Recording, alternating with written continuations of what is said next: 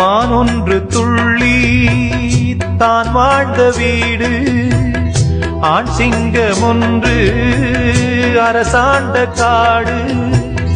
அம்மாடி அதுதான் பொல்லாதது, ஆனாலும் மானே அன்பானது. கல்யாண மாலைதான் மான் போட, சந்தோஷ ஊஞ்சலில் சேர்ந்தாட. பாயும் சிங்கம் கூட பழைய வாழ்க்கை மாற.